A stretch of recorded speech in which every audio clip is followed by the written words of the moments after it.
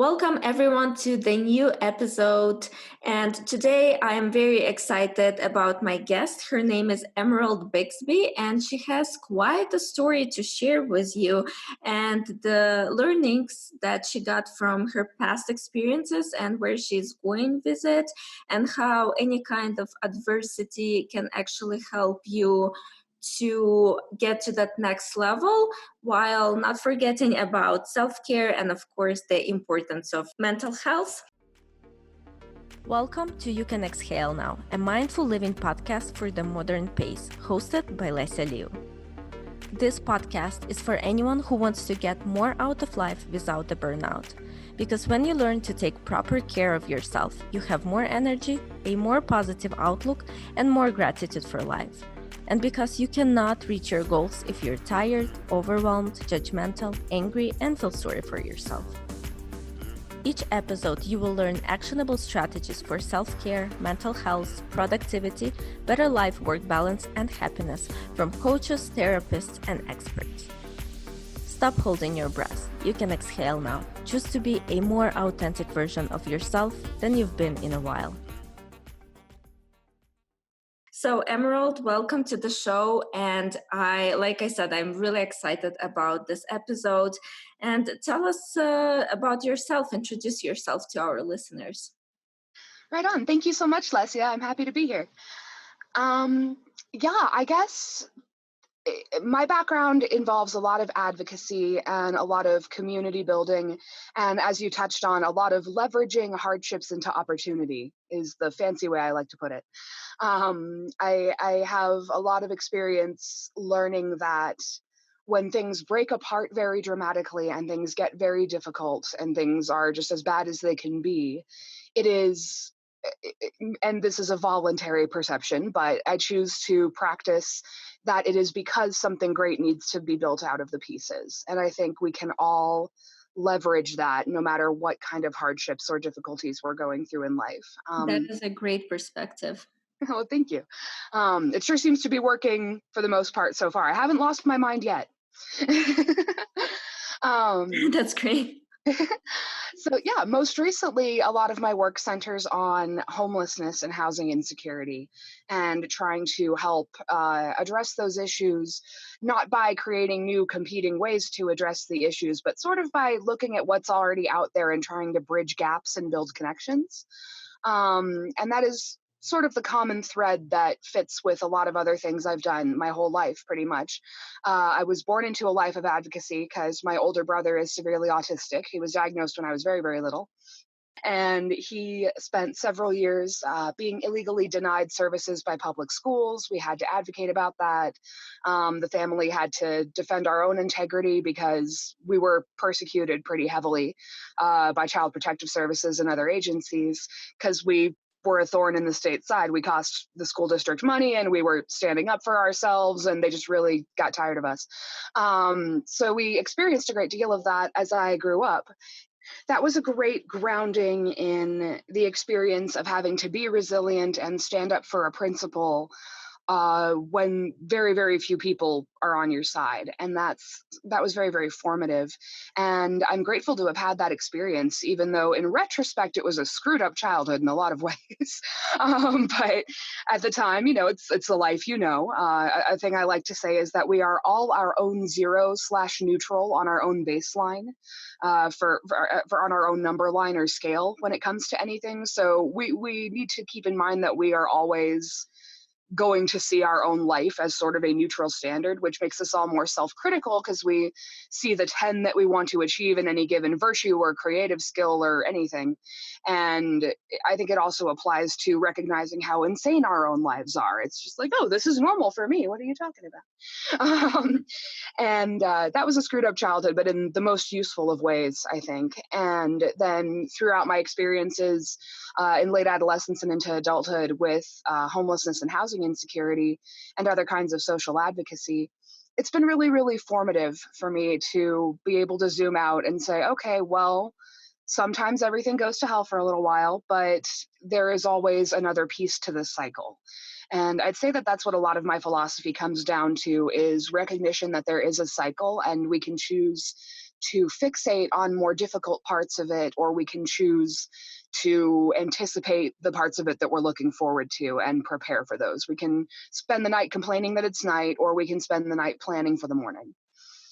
So that's I kind of the absolutely love summary. perspective. Yes, it's amazing. And I like how you talk about, kind of it being a circle of ups and downs in life. I think it's really important when you are at the down moments to really remind yourself that it's not permanent state and that things tend to get better.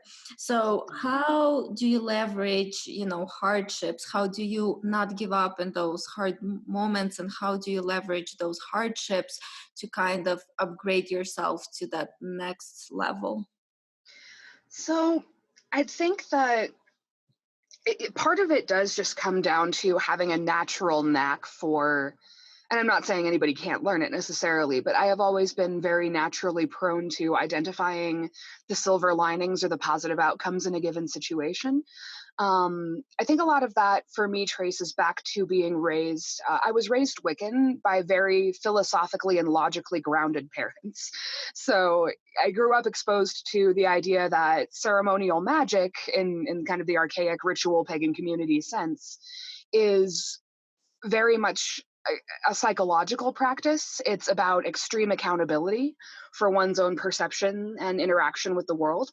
And it directly relates to things like gratitude practices and setting a very deliberate intention about what we strive to achieve, and also practicing mindfulness. I would say that those are kind of the three pillars having having a sort of control over one's own mindset when it comes to maintaining hope and resiliency.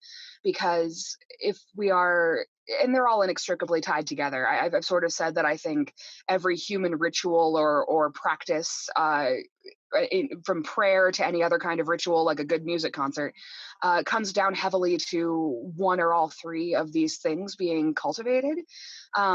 Most things that we as humans do that give us that spiritual feeling, or that, oh, good, I feel centered in myself, or I feel like I can have hope in the universe, those feelings come from places of gratitude, mindfulness, and deliberately intentionally setting our intentions, which is kind of redundant, but consciously setting our intentions.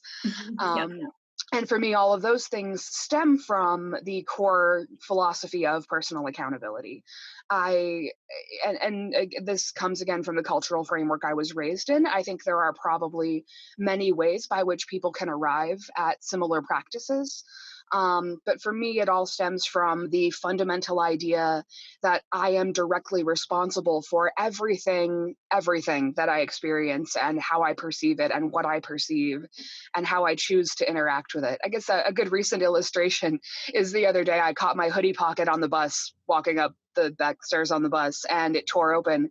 And as soon as I sat down, I looked at it and I realized, hey, I don't have to mend the whole thing. If I just mend a couple of spots, I end up with two pockets because there's like a new one in the lining. And I was like, hey, cool, the lining, and it's vertical. It's actually more secure. So yeah, it just kind of worked out.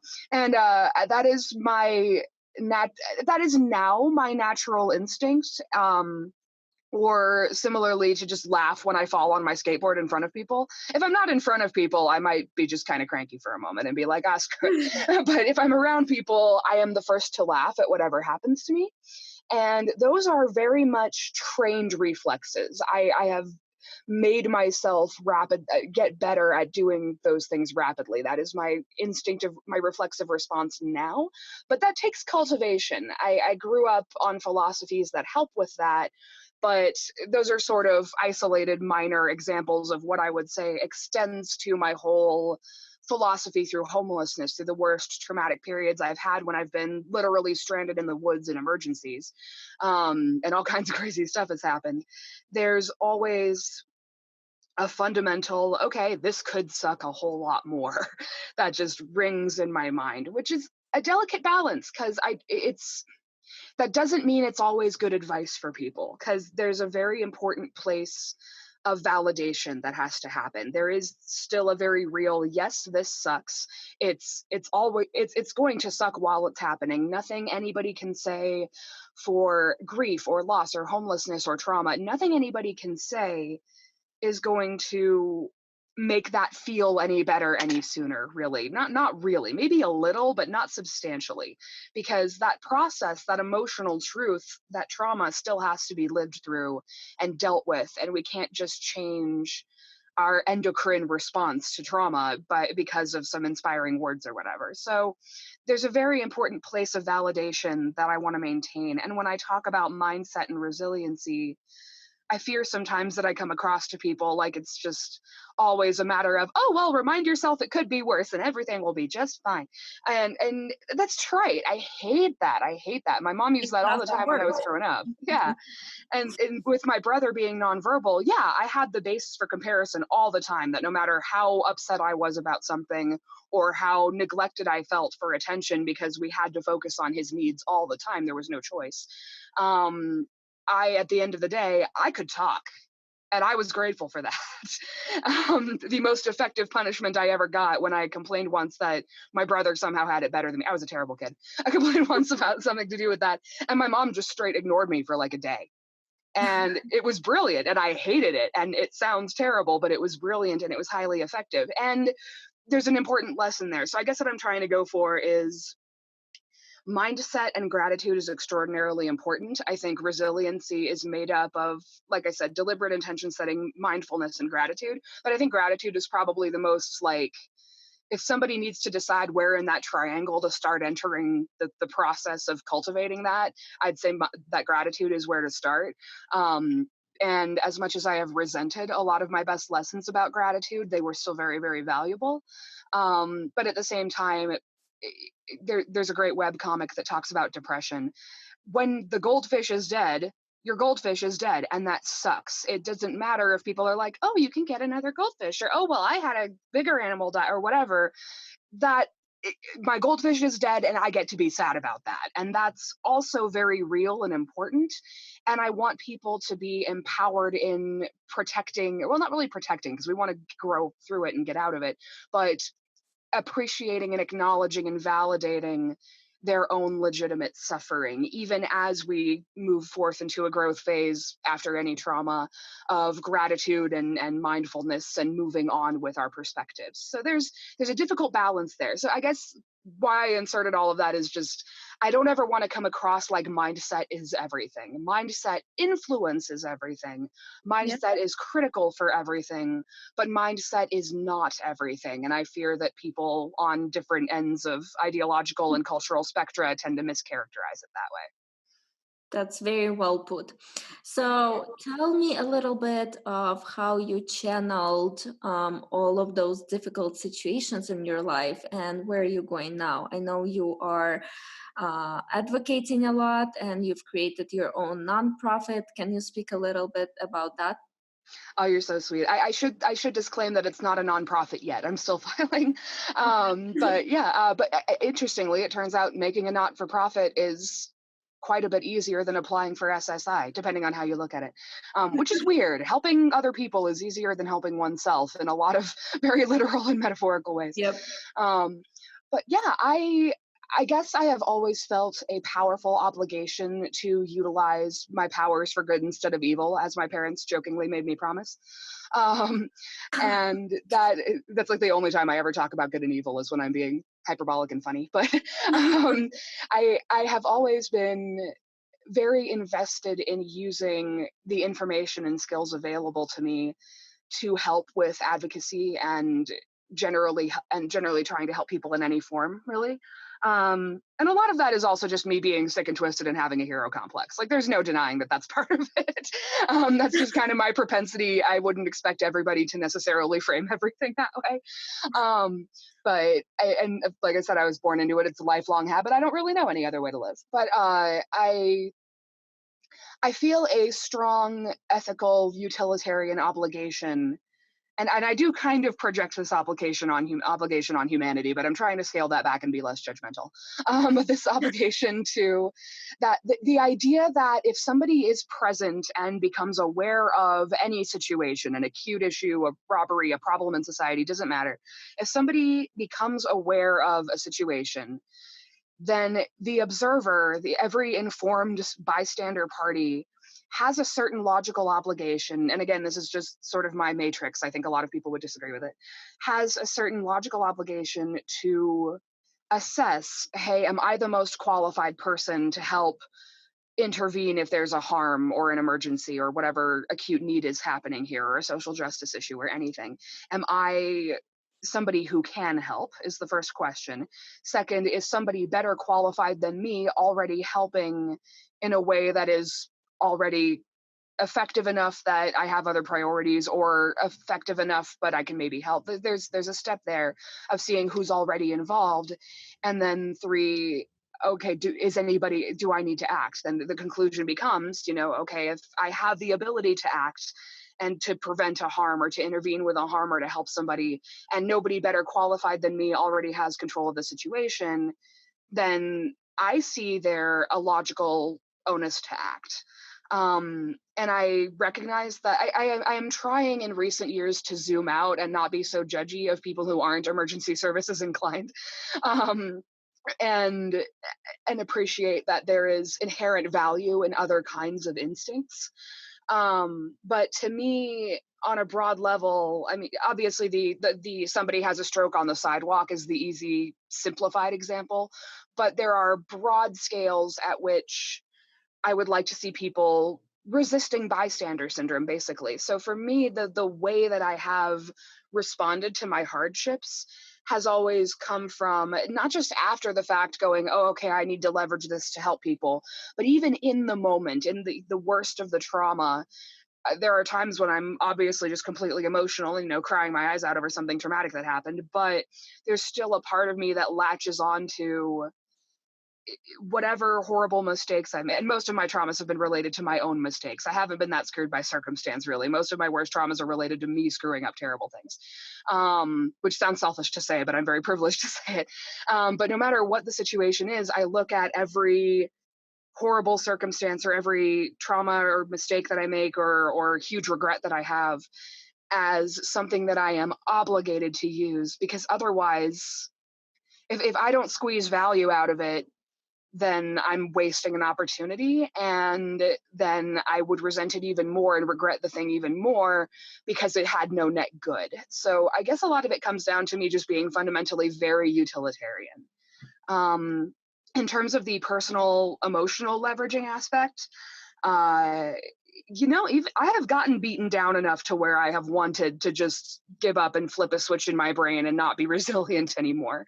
That's not something I commonly make a point of, because I know that a decent number of people look to me for inspiration, and that creates for me a sort of secondary meta obligation about like being as resilient as possible all the time. But part of the nature of resilience is that, and I would defend this, is that you have to also validate and acknowledge the suffering and the crappy things that happen. So I've been working on being more transparent about actually feeling upset and actually responding with misery and discouragement and despondency to certain situations. So I would assert that social support is one of the all-time most important things. And obviously that's scientifically backed. But I think on an individual level, lots of people would argue and be like, no, self-sufficiency is where it's at. And as somebody notoriously self-sufficient in a lot of ways, to a dangerous and hypocritical extent, I'm obsessively self-sufficient. I would assert that social support is extraordinarily important. And I'm not any psychologist or qualified professional, but I would argue that it is probably objectively universally important.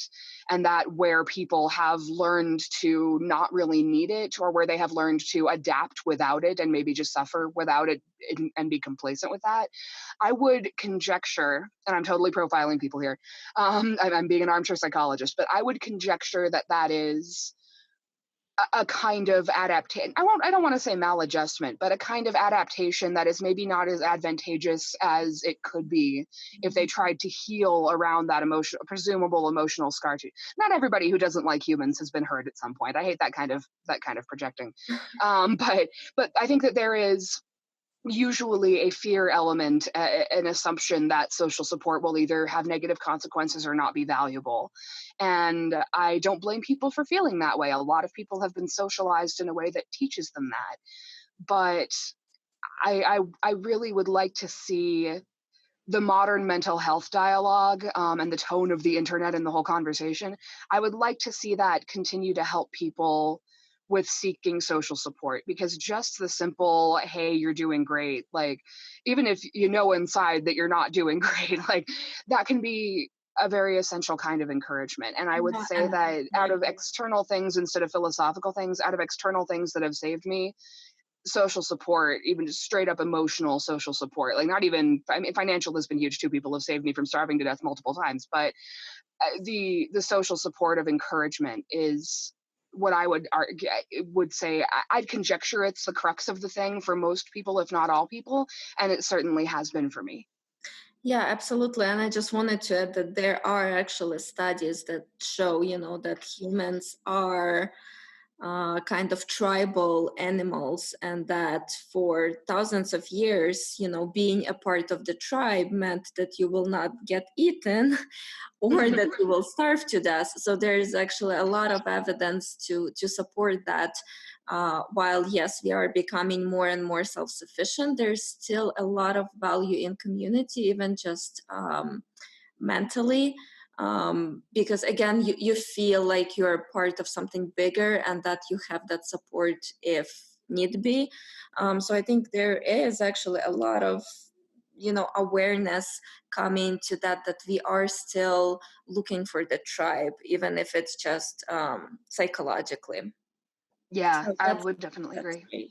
Yeah, and I just wanted to say, I admire people who go the advocacy route after some of these difficult experiences, because it is difficult to share some of the pain, relieve those painful moments, to talk about them and to share your message. And it's really brave. So I really applaud you for that. Question for you. So I know that you are very focused on mental health, especially with the homeless community.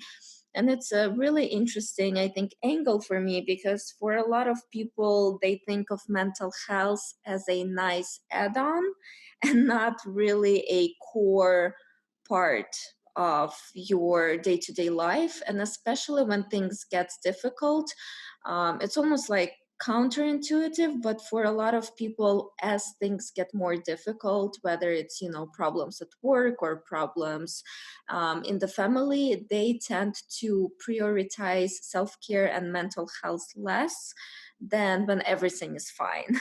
So can you speak Yes. a little bit to that, and how the importance of mental health at your most difficult parts of life, and how not to fall into that common trap of like, oh, I'll take care of everything else and then I will take care of myself. Yes, it's so funny that I can speak on that at all, because I am talented at helping other people come to these conclusions. And I personally am, the current growth phase I am in is, okay, put on your own oxygen mask first. And I've had people drilling that into me, particularly lately, calling me out for sucking at putting on my own oxygen mask first. So it's kind of The ironic old you, the old you. yeah, it's kind of ironic and delightful for me to get to downright hypocritically help other people be better at it than I am. But speaking to that, I guess I can say I've put a lot of study into it, since I'm finally getting somewhere, even if I'm not great at the practice. Um, I I have realized rather recently, really, mostly in just the last several months, that, and I kind of always knew this, but I've realized it more acutely. Humans are so amazing at rationalizing that our problems aren't big enough. We're really good at moving goalposts. And I have been in the position of literally just not eating for a week because I didn't have money and I was focusing on other things, and had people call me out like, all you need to do is recertify your food stamps. And I'm like, but I get I'm almost to where I won't need it, whatever. And like, trying to be rigorously, obsessively, pridefully self-sufficient. That's one way that I think that kind of poor self-awareness can manifest and make us deprioritize helping ourselves and our mental health. I'm using physical health and other things as analogies, but we are good at rationalizing, oh, I'm not, other people need therapy more, and I think for a lot of us, the poorer we get, either financially or sort of abstractly in terms of just suffering, the more challenges we have, there's kind of an ironic, terrible quicksand loop there, because the Yep. people who are socialized in the more difficult, not only just mental health itself, mental health problems frequently guilt trip us and make us not think rationally about it, but also when you're socialized in heavier parts of the community, if you're socialized around, I mean, my mind is going to the street kids I lived around downtown back when I was a street kid and when I was younger, or the people in an apartment complex a couple blocks from me right now that I used to live in before it got condemned and fixed up, thank God, with people who were, suffering with all kinds of issues. There's this sort of increased guilt that we gain that is, oh my God, I know people who are suffering so much worse than I am. I'm using resources that they need more than I do if I go take public or whatever. And there's a lot of, I think, I'm conjecturing broadly, but in the homeless and low income and generally oppressed communities, to be very, very broad, in any kind of oppressed community, I guess, I would say that there's a sort of sense of guilt and hyper awareness there, or I guess it polarizes, because you get some people who really go radical with advocacy and entitlement on that front, and like what I would say even is sometimes like almost excessive entitlement, because in any group of humans there's a small group that polarizes to excessive entitlement. That's what humans do. But there's sort of an inherent guilt trip we frequently get in those positions because of what we see. So there's a broad group that I would call the entrenched homeless rather than recalcitrant homeless, is a construct I'm kind of trying to spread, as the people who, it's not that they don't want the services, it's not that they don't want to get out of whatever situation, and I would conjecture that this applies to mental illness too. It's not that they don't want to seek treatment, it's not, or addiction or anything similar, any kind of quicksand really, to get real abstract. There's a broad margin of people, possibly even the majority of people who suffer and aren't actively seeking therapy, I would guess, who are not recalcitrant, but who are what I would call entrenched, in that you gain a flawed self-perception. You start to lose a belief in your own ability to benefit from help. At first, it's like, oh, seeking help is hard, and then it's, I'm not even, I don't need this as much as other people do, or I don't really value myself enough to think that I deserve a high paying job, which is what I'm getting called out on right now. And which is, or I'm not the kind of person who XYZ, and that's, I think, kind of a core psychological fallacy we pull on ourselves.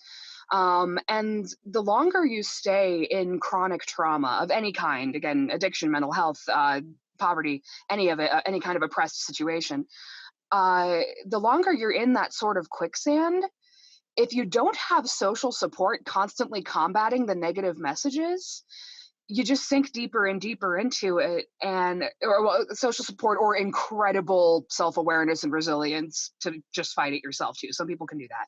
I want to give them credit, but it's easy to just sink deeper and deeper into feeling completely beaten down and starting to lose hope just out of sheer data, just the weight of data that crushes on you after years. I mean, I've been feeling that a little bit more through the last year more than most. I had already been homeless and housing insecure for a few years, more often than not, essentially. And then last year I was bootstrapping, I was saving, it was great. And I had a neurologic problem hit that rendered half of my hand numb, and I was a massage therapist. And it was the really awful, like permanent pins and needles asleep, explosive, horrible, uncomfortable, miserable kind of numb. Oh. And it's come a very, very long way. I almost have complete sensation again now, although I still have other nerve issues in the area. But that was kind of a final clincher, both because my nervous system also had cognitive issues that worsened. I've always had really bad ADD, but I started having more acute anxiety and depression than I'd ever previously had, really bad irritability, heat intolerance, all kinds of shit happened. And it really challenged me on my mental health self-control, because I had developed a lot of good coping mechanisms for my previous baseline, but now I had new acute issues. And it really drove me through a period of more self-doubt and more despondency than I have ever experienced in my life. And I have been through worse traumas, but I had never been through worse hopelessness. And so I guess to kind of bring it back around to your actual question, I would say that not just with mental health, but with any kind of quicksand, as I'm just going to start trying to generally call the things, uh, there are several types of special pitfalls. There are several types of special honest mistakes that our own minds can make. So I would say, if I'm trying to separate them logically, comparing ourselves to others, both in terms of deservingness, value, not valuing ourselves highly enough to deserve help or deserve our own effort to help ourselves, or to deserve resources available to us. So there's that comparingness. There's the comparingness of I don't deserve it, I don't need it as badly as these people who have it worse than me do. The fallacy of, oh, my goldfish is dead, but that guy's dog is dead, therefore he needs all the hugs and I don't. Like there's that fallacy. And then the self-defeating, the physiological part that happens, either in mental illness in the first place. A lot of times there's those fractal loops that drive us down, and make us reject ourselves more and more and have those other problems increasingly, and make us doubt, and become more resistant to taking on help or practicing self-care. But also, I kind of lost my sentence for a moment. But also, not just in the way that, there we go. Not just in the way that mental health issues already make that happen for people from like a root causal physiological level, but also in the ways that any kind of chronic trauma or chronic stress, quicksand of any form, will cause those issues over time. We are finally, in medical science and psychological science, this has been kind of observed and understood for a while, but we're finally, as a society, recognizing the truth in that chronic trauma creates mental illness effectively. It may not be what we are currently characterizing as mental illness, but a good parallel is I have acquired anorexia from chronic poverty. And it's psychogenic, but it's also, some of it more recently has also been physiological because of health problems. I've had some weird, just acute, interesting stuff happening. But it's what happens when you get exposed to environmental toxins all the time. But that's a whole other mental health tangent.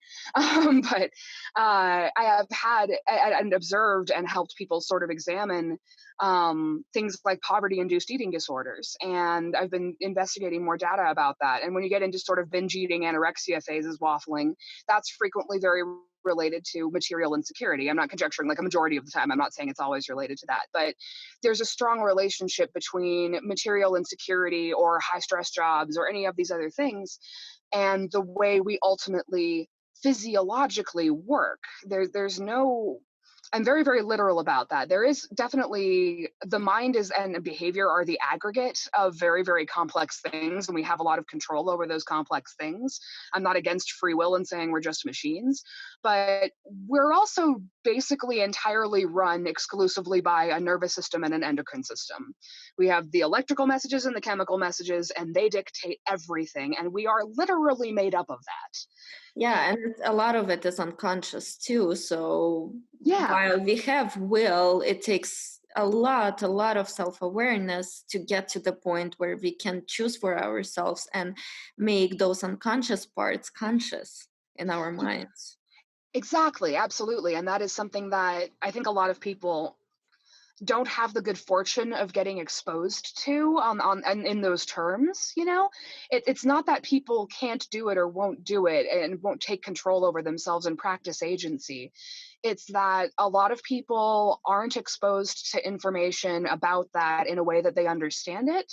And a lot of people maybe have access to the information about self-development or quicksand escape of any kind and still don't necessarily believe that they can do it. They don't see themselves as the kind of person who does that. When it comes down to back to the kind of actual statement of your question, whether it's like an add-on versus a necessity in day-to-day life, the worse somebody's circumstances get and how much more important mental health becomes. Yeah, I would argue that on that basis, sort of all the things I outlined about how it's this whole fractal cycle of awfulness, that's why it's so much more important, is because all of those kinds of experiences, whether somebody is already coming into them with mental or mood illness or any other kind of illness or not, or just bad habits or whatever you want to characterize a problem as, any kind of quicksand, whether somebody is coming into it with that or not, these kinds of circumstances and sufferings induce bad attitude and worse habits and less hopefulness and fewer friendships. And then there's all these physical consequences too. You end up with fewer friends, therefore less social support. You end up with material insecurity, therefore even more trauma.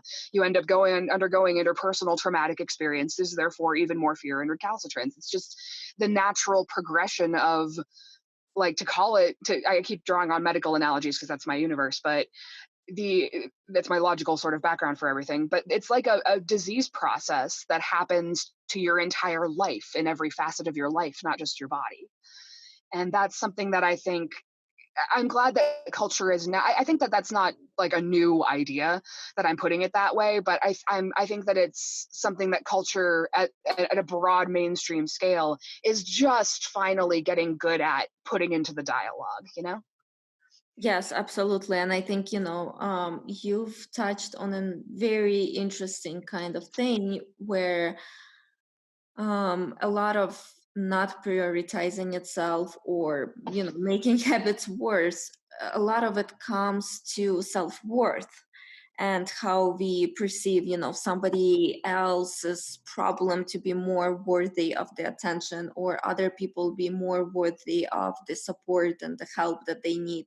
So can you talk about this? And I think it's a huge problem for a lot of people who have gone through trauma, through some mental kind of illnesses, or, any kind of hardships in life. That sense of self-worth, I think, diminishes with those problems and those hardships. So how do you, I guess, manage your self-worth, and how do you manage the perception of yourself that you're having while you're going through traumatic experiences?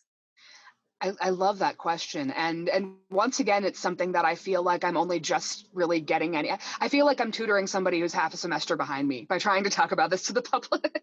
Like, I'm like, We're just sharing our experience here and just opening up a dialogue. right, yeah, no, I love it. It's fascinating because this is the kind of thing that I love, that people frequently ask me for advice about, and I feel like such a novice, but I love getting to try my best to give ideas on it. As far as, I have actually very recently had a new kick of discussing self-love and self-worth in particular, because I have always been a very robotic and kind of person. I'm Aspie slash, I've been formally diagnosed autistic. It's probably accurate. I also got labeled with a lot of silly things in the 90s, so who knows? But I have only more recently come to recognize that I do feel emotions very intensely, and I'm trying to become more emotionally intelligent.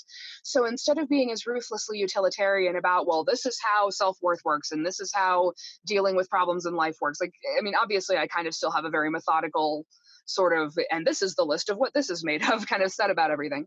But I'm also trying to work on that kind of emotional intelligence. And I'm so excited that we have the movie Moana. Because that is, That's an interesting one.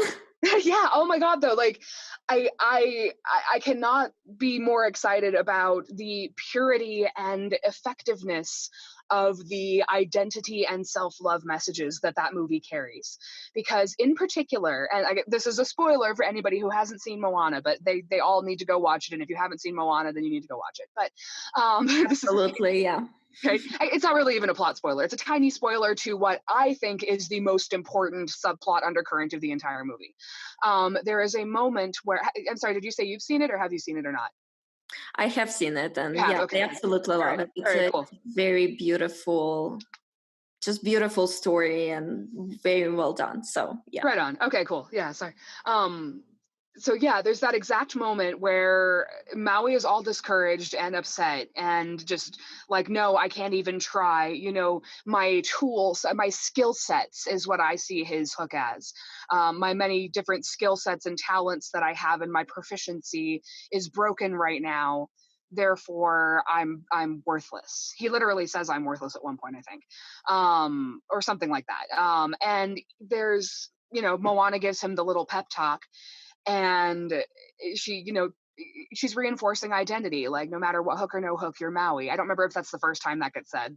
She says something to that effect, though. I'm mixing up scenes, but starts to get into his head about self-love and about his own worthiness, because she originally had to entice him with being a hero, but now he's all discouraged about that ability. But she's having to remind him it's not just about, as I told a friend recently, as I put it, it's not about how valued you are by others, it's how valuable you inherently are. Moana doesn't use those words, but that's what she's getting at. And then Maui, and this is the moment that I love so freaking much, his little tattoo of himself, which is his higher self, the whole movie, it's its higher best self, the entire movie, is giving him a hug, and he says, okay, buddy, I love you too. And that's the pivotal point in the movie, and he changes completely.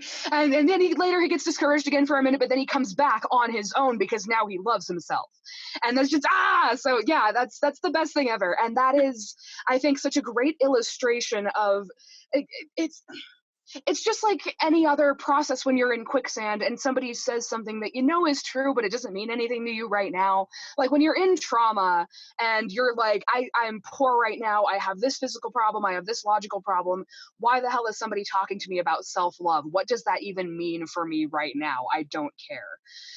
Like there's this difficulty in drawing a connection there. And I don't think I understood what it meant at all, like what the connection there was. Like I knew that gratitude made people feel, and I had some practical connections psychologically for why gratitude made people feel better and take different action. And I had some psychological connections that could explain why mindfulness actually materially matters and isn't fluffy. There are logical, clear, straightforward connections there that I feel like I can outline. But self-love was such a harder thing for me to grasp as a concept, and that movie really helps. And so also did going through a horrible breakup, and a couple of less horrible ones. So there's a lot of experience that I think people just fundamentally need to undergo in their own time, in their own way. And this comes back to sort of where we opened when it comes to cycles and the natural cycle of difficulty, reward. Well, I don't say reward, difficulty, achievement, and then sometimes reward. but the cycle is mostly difficulty, achievement, and it comes back to that, because even in the most awful times, there's a relationship there between how you inherently value yourself and the experiences you've had that have taught you that. If somebody hasn't gone through the crappy dark side and been through the ringer and actually been challenged and forced to find their darkest self, they haven't really learned the depths that they can reach back up from yet. You have to really test yourself at your extremes in order to know what your highest potential is, because you have to actually we're all our own zero on our number line, right? You have to surf to the -10 on your scale to know how far the +10 is, at least sometimes in emotional state. And that's a thing that I guess that's sort of the logical answer. Yeah. How mechanically, how does one leverage these awful experiences and challenges and hardships? And I'd say that is, I guess, the most nerdy, factual way I can explain it. And its relationship to self-love is that self-love, experiencing hardships and going through the emotional -10 on our own scales experiences, whether it's criticizing our own virtue or dealing with awful circumstance or anything else, that self-awareness we develop is what enables us to cultivate a high degree of self-love, because we go, wow, when I have recovered from -10 up even to my 0, let alone to my personal +10 at times, that's so amazing. Look how far I've come. And we need Yes, the it's outside. Yeah, inspiring. Yeah, it's inspiring. that's exactly. I think people need to inspire themselves. Yeah, and that's a thing that people have to go through. External inspiration helps, and that's why we rely on those stories. But yeah, I think everybody sort of, to an extent, needs to go through their own long, dark winter of the soul, as it were, to figure out and teach themselves, yes, I can count on a spring coming. And the more repetitions of that you get, the better you get at it. And that's not true for everybody, because the more repetitions you get of that, where you really see it accurately and where you notice the achievement, then the better you get at it. But that's where mindset and social support and mental health often come in, and all these kinds of quicksand that sabotage that piece of the cycle. In Maui's case, to just sort of conjecture and keep dragging on his story based on my own experiences and keep projecting my own things all over everybody. Um, there's the long isolation. I've been literally stranded in the woods, and that was pretty acutely traumatic in a way that I didn't really expect. Would have been better if I'd had musical instruments or books with me. I should have, made sure about that. But there's some interesting psychological needs to explore there. But also, when you live in a car, and even if you're on the internet all the time, like I've managed to be, except for when I lived in the woods, even when you're on the internet all the time, if you're living in a car, and in my case, I have my two dogs that are my everything, and I won't give them up unless they need me to give them up for their own good. But so far, it's been really easy to keep everybody liking them and helping them out. But no, I've got them, and I couldn't leave them alone for very long in the car under any given circumstance. Not just because that's a dick move, but also because Avery would eat the car, and and probably literally the entire thing. She is that escape artist, so I couldn't leave them alone very long.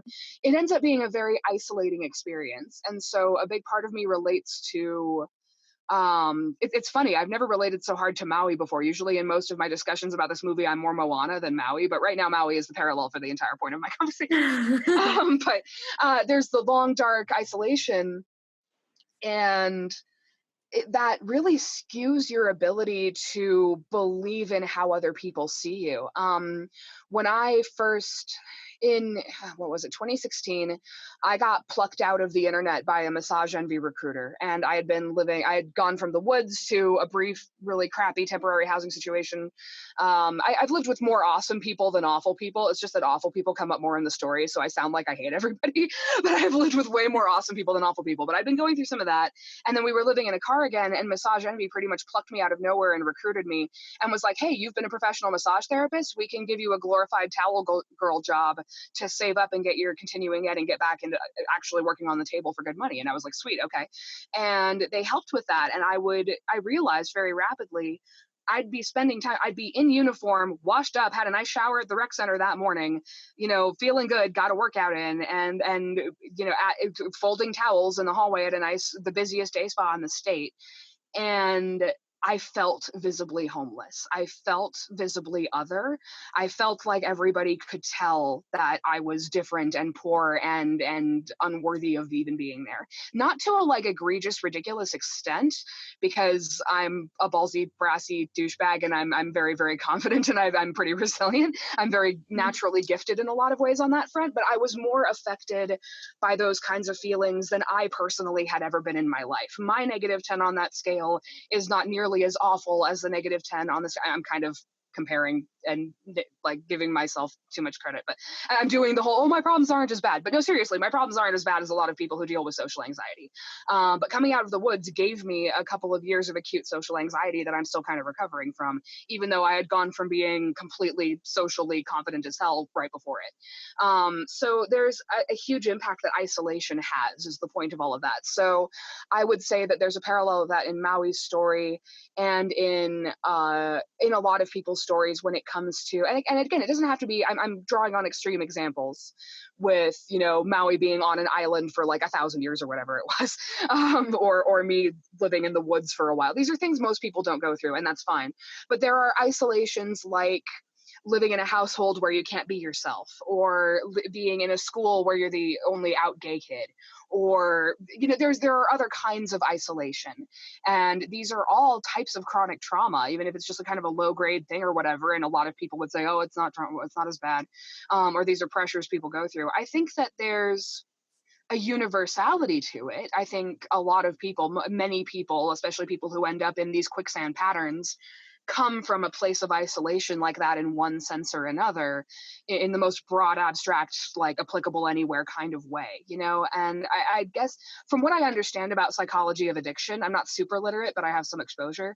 From what I understand about psychology of addiction, that's a major current there, is that sort of sense of isolation. So it comes back to like social support. If we don't have other people going, hey, wow, your -10 that you're suffering right now is still really impressive to me. I think you're doing a good job. Or, or wow, that's really terrible. I agree. That's a -10. You don't have to hate yourself for feeling like it's a -10. There's all that meta guilt we get into of, oh, I hate how upset I am about myself. And oh, I hate how sad I feel. And now I resent that. And now I resent that I resent that. We need help from outside people, I think sometimes, or outside forces, whether it's reading material or YouTube or who cares. But we need informational help to just have a basis for comparison again.